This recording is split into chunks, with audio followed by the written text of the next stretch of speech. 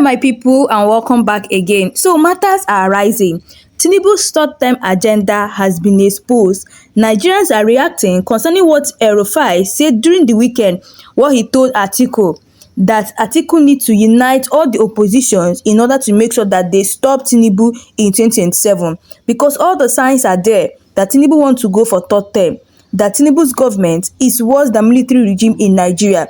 And Nigerians are reacting, knowing fully well the type of people that we have in the House of Rep as well as in the Senate, that if indeed that Tinubu wants to go for third term, that is going to be possible, except Nigerians rise up and say enough is enough. Before I allow you guys to take a listen and hear this powerful analysis concerning this particular matter, there is this particular breaking news. This news is giving me joy this morning. It says no visa for corrupt Nigeria officials. US warns aimed petition against Wike. Honestly, my people, this shortly petition against Wike in Florida is yielding results. Honestly, Nigerians are saying that all Nigerian politicians should be denied visa because most of them are corrupt, even including their families. My people, Nigerians are really loving this drama between Wike and Sowore, and we are all patiently waiting to see how all this thing is going to end. So my people, I want you guys to take a listen and hear everything they discuss in this particular video. Please do well to subscribe for more updates, like this video, share it, and also leave your thoughts in the comment section below. Thank you so much for doing so. Olusegun Obasanjo has refuted long-standing claims that he attempted to extend his presidency beyond 2 terms, insisting that he never sought such a move. Well, Obasanjo made the remarks on Wednesday during the Democracy Dialogue hosted by the Goodluck Jonathan Foundation in Accra, Ghana. He stressed that no evidence exists to back that speculation. Now, elsewhere on the political divide, former Kaduna State Governor Nasir El-Rufai has drawn a controversial comparison between Nigeria's current political trajectory and that of Cameroon under long-serving President Paul Biya, warning that unless Nigerians act decisively in the 2027 election, President Bola Tinubu could emulate Biya's decades-long tenure. He also further took a dig at the president, describing him as a fake Democrat, especially over the recent alleged attacks on members of the African Democratic Congress, ADC, in parts of the country. Speaking when former Vice President Atiku Abubakar paid him a solidarity visit in Abuja over the recent altercation that ensued during a meeting of the opposition party in Kaduna, the former Minister of the Federal Capital Territory said that Tinubu intended to take after some sit-tight African leaders who have failed to vacate their seats after spending decades in power. Now, lastly, the Forum of State Chairman of the defunct Congress for Progressive Change yesterday reiterated its support for President Bola Ahmed Tinubu ahead of the 2027 presidential election. It also distanced itself from the recent visit of some of its members to the Abuja residence of former Vice President Atiku Abubakar, describing it as the personal decision of a few individuals who did not represent the position of the group. While the forum marginalization of the CPC bloc within the APC. Well, so many juicy issues to dissect this morning, and joining us to do so for the political brief is Arise Director of News and Politics Editor, Sumna Sambo. Sumna, good morning. Welcome to the morning show today. Good morning, Vimbai. Good morning, Dr. Abati, and good morning, Rufai. Morning, Sumna. Okay, Sumna, good morning. I can go to town on the topics, but I don't want to do that. I would prefer to listen to you. First, on the President Olusegun Obasanjo saying that if he wanted a third term, he could have achieved it. Well, I think that 2006 National Political Reform Conference was hijacked by proxies, including a famous character who said, what money cannot do, more money will do it. And that National Political Reform Conference was also not backed by law, which is the basic difference between the 2006 National Political Reform Conference and the 2014 National Political Conference by the Jonathan administration. But the devil is in the details. In other words, I'm saying, in my view, I think President Obasanjo was right when he said, look, his interest was debt relief, not third term. But we run a country where people are more interested in their own pockets and they will fight proxy wars, and they will try to enrich themselves.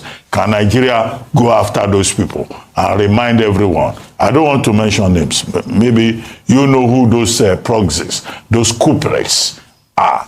However, it's good that we were saved the Cameroonian situation, the Eritrean situation, the Rwandan situation, by having a president who will perpetuate himself in office. My question to you is, do you think it can happen here someday? With Nasir Rufai saying, oh, Tinubu wants to be president for life. Now, that takes me to Nasir Rufai. What proof does he have? Is there a proof that Tinubu wants to be president for life? I don't think we can know that until after the 2027 elections. I think Tinubu now wants to win in 2027. So after 2027, we'll watch how he behaves. But Nasir Rufai receiving Waziri Adamawa, what do you expect them to say in a meeting? Of course, they will cook up a conspiracy against President Bola Ahmed Tinubu. But do you, as the main watcher of politics, have you seen from body language or behavior that President Tinubu wants to be president for life? Those are my two posers. All right, thank you, Obati, and so good to have our viewers joining us once again. Let's start with the issues of the third term, the aborted third term, as many would like to put it. The first point here is that not so many Nigerians, people within the international community actually believe former President Olusegun Obasanjo.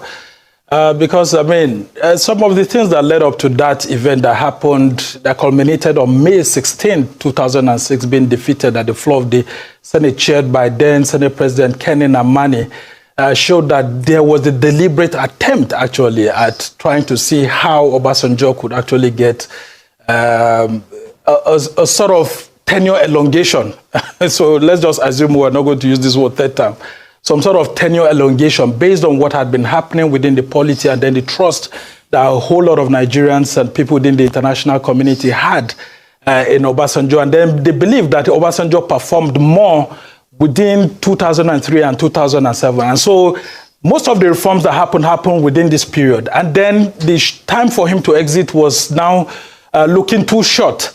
And so I don't know if you remember a group called Corporate Nigeria, which was chaired by Ndidi Okereke Onyewuke, former Director General of the Nigerian Nigerian Stock Exchange, as it was then called, where they actually, a whole lot of business leaders and all of that, and some of the people that Obasanjo had empowered, came together to actually get some funds to put together and drive some sort of agenda. And then there were talks here and there that there was a meeting that was held at Aso Rock then among the presidential aides, where it was said that this agenda was laid on the table, but many people within the aides rejected and cautioned against it. And of course, there were talks here and there that Atiku Abubakar, as former vice president, used his network to actually work with Kenny Namani and others to defeat this agenda. That political reform conference that you talked about, there were lots of talks here and then by then Deputy Senate President Ibrahim Mantu that, they were actually leading this move for a third time to be introduced. And so the Nigerian media was there. We watched it. We saw a whole lot of things. So when Obasanjo says all of this, it will sound very unbelievable and many people wouldn't want to believe him. Yes, he may not have direct proof, but of course, there were proxies who went to actually canvass for that time, saying that Obasanjo was the father of modern Nigeria and there's no one who could actually make Nigeria much more greater and better and having a nationalist president than Obasanjo. And they are very true and correct. Up till date, there's no Nigerian president that has been as great as Obasanjo, right from the military to now. And that's why you would have seen what Reno Omokri also wrote about him, saying that, when it comes to the issues of patriotism, waking up to Nigeria every day and finding out if the governance is going right or wrong, former President Obasanjo is one patriot leader that we know that still stands for the country. But these issues of third term, it's something that will always go down way to the grave with him. But the reality is that that talk of a third term was real. And if you look at what Aisha Osori and Professor Chidi Odinkalu has said, that there was even a withdrawal of about $500 million from the excess crude account. And then, of course, juxtapose it with the funding from the corporate Nigeria. A whole lot of things happened. So, former President Olusegun Obasanjo should just, keep the issues of evidence aside. And then we'll now go on to the issues. Sambo, President Obasanjo is saying, if there's anybody alive today that said he discussed third term or tenure elongation, as you insist with him, that person should come out and say so. So he has thrown out a challenge in that regard. As for the proxies, the contractors, I just complained about all these consultants looking out for their own stomachs. I think that's the challenge that we should address. But Nasir Rufai saying Tinubu wants presidency for life. Where is his evidence? Yes, I mean, when you talk of that, definitely, I mean, you see it's just a political contraption being put in place by Atiku and Rufai trying to say that, Tinubu has all of this. But you see, these are political games that the elites usually play. And all of these people are friends, political friends who are just trying to play on the intellect of Nigerians. What I'm saying here is that Rufai and Atiku Abubakar are suffering from the same thing that Tinubu actually suffered from this set of people. Because in 2003 to 2007, don't forget, Rufai was FCT minister, Atiku Abubakar was vice president, and Tinubu was facing the heat from the Obasanjo-led administration then, and he was being, pushed here and there. So here we are, 20 years on.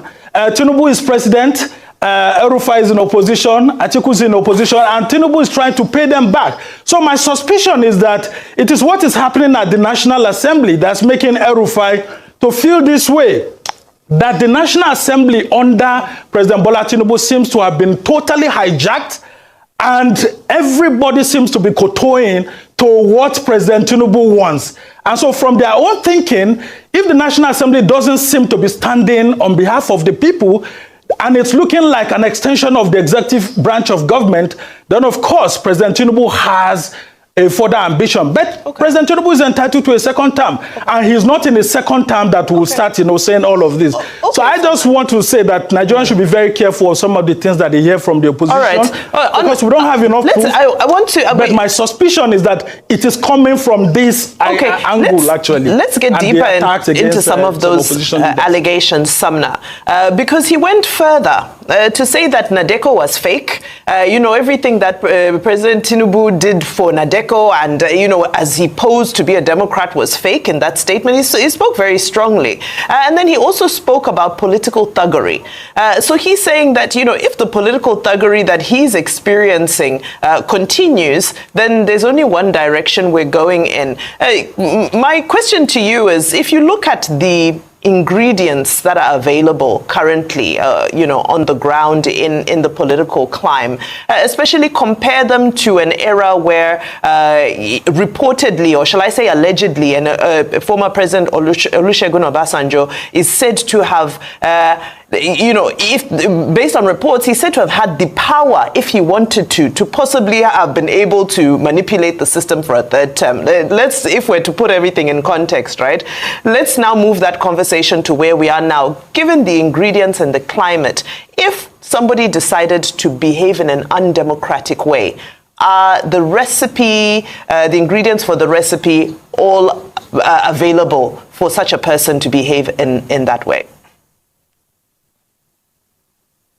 Vimba, very good question there. I mean, all the ingredients are actually there. I mean, talk about the National Assembly. What President Tinubu and his APC could not get through the ballots, they've gotten through, the manipulation of the system. That's why you see that the APC has got close to two-thirds, if not, going to be more than two-thirds when the National Assembly resumes plenary. Talk about having about 73 senators. The APC didn't get that during the election.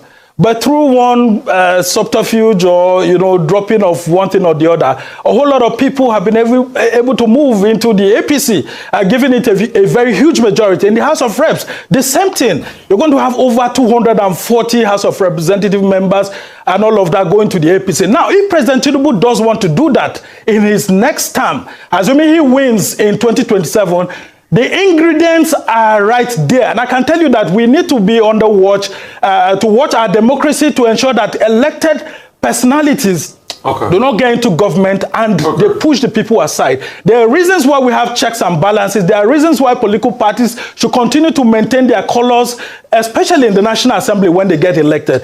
But I can tell you that President Tinubu knows the consequence too. He can't try that because when former President Olusegun Obasanjo, in one way or the other, through his body language, had this idea coming up, a whole lot of people rose up. The media was against it, the CSOs and all of that. Yes, it may look like the media and the CSOs are weakened under our current democratic practice, but nonetheless, I can tell you that the Nigerian people will not allow that to happen.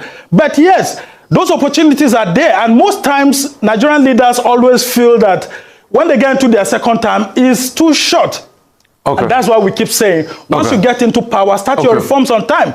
President Obasanjo, Tinubu at the moment hasn't done his restructuring reforms. And that's why a whole lot of people may be suspecting that if he does get into second term, he want to do those reforms that may tilt towards the third term. Sumner, in your honest of hearts, with this National Assembly that you know, if a bill for tenure elongation is given to this National Assembly that you know, can you, in your honest of heart, beat your chest that this National Assembly will reject it?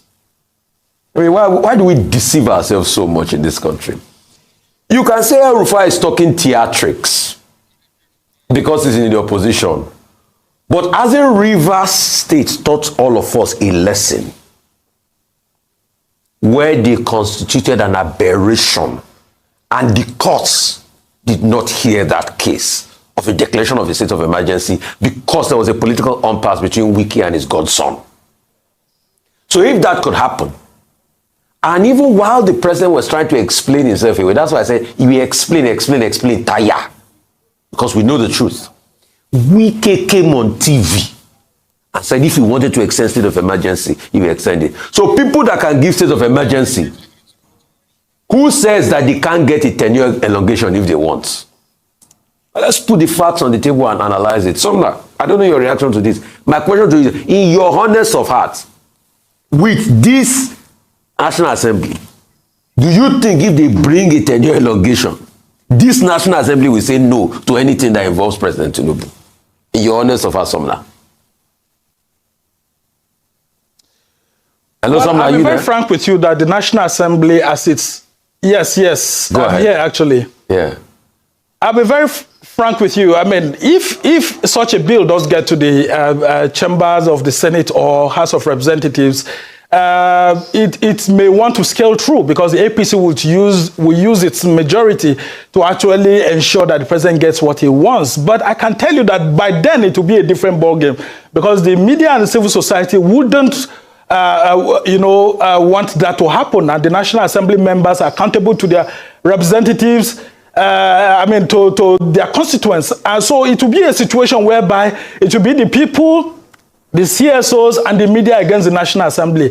There's a tendency that people in the National Assembly may want to pursue such an agenda, but I can tell you that with pressure from both the media, the civil society, and the people themselves, that wouldn't happen. And I don't see President Tinubu wanting to do that because he knows the consequences of doing that. And that's why we keep saying that if we have a National Assembly that have different colors of political parties, it is better for everybody because we cannot all be thinking the same way in democracy. And that's why we have a multi-party democracy. I see, no matter how you would hate former President Buhari about it, he always canvassed for a multi-party democracy to be given an opportunity because he knows what happened while he was in opposition.